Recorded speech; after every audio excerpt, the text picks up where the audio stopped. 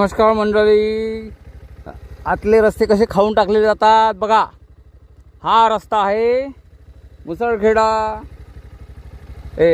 त्यानंतर जिचकार सांगी ते इकडे एकदराकडे निघणारा रस्ता आहे.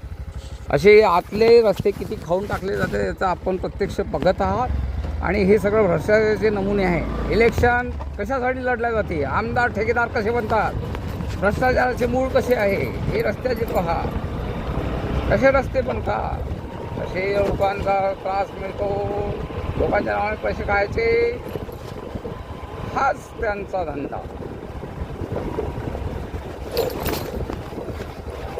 बाहेरून निघताना थोडेसे रस्ते व्यवस्थित करायचे आणि बाकीच्या साईडला गावात काढणे किंवा पावसाळ्यात येतो पाणी न गेलं पाहिजे, पाणी गेलं पाहिजे, तेव्हा कोणतीही व्यवस्था नाही. म्हणजे कोणतं एखादं वाहन आलं, ट्रक आला मोठा, तर ते पुढे जाईल, वाटसरू पुढे जाईल.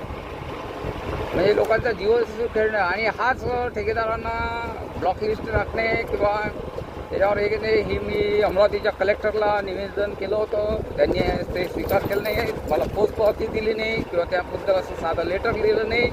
तर असे जनतेच्या काळजी नसणाऱ्या अधिकाऱ्यांना का म्हणून प्रशासनामध्ये ठेवायचं. कोणताही कलेक्टर IAS असो, किती विद्वान असेल, PhD असेल, माझा म्हणणं आहे की जनतेच्या समस्येबद्दल गंभीर नसेल तर त्याला बरखास्त करणे हाच एकमेव उपाय आहे. क्योंकि हा जनतेच्या विषयी हलगर्जी, म्हणजे आज लोकशाही आहे, जनता ही मालक आहे आणि जनतांनी निवडून दिलेलं आहे, याच्यावरच आहे. आणि जनतेच्या टॅक्सवरच यांचे सगळ्यांचे पगार निघतात. हे जर असे भ्रष्टाचारी होत असेल आणि त्याच्यावर कोणती जी आपली स्ट्रक्चर आहे, प्रशासन आहे, प्रशासनाने एक काळजी घ्यायची असते आणि कोणती जनतेनं अर्ज दिला तर त्याला उत्तर द्यायचं असते.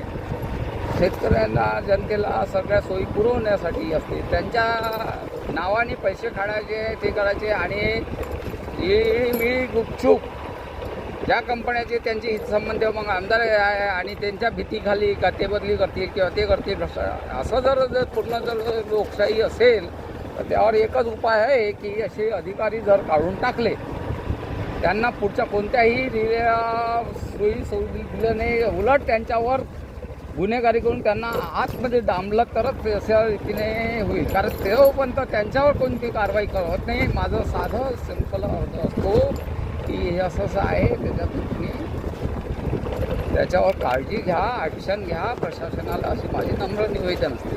त्यात जर त्यांनी ऐकलं नाही, त्यात कोणतीही कारवाई केली नाही तर मग तो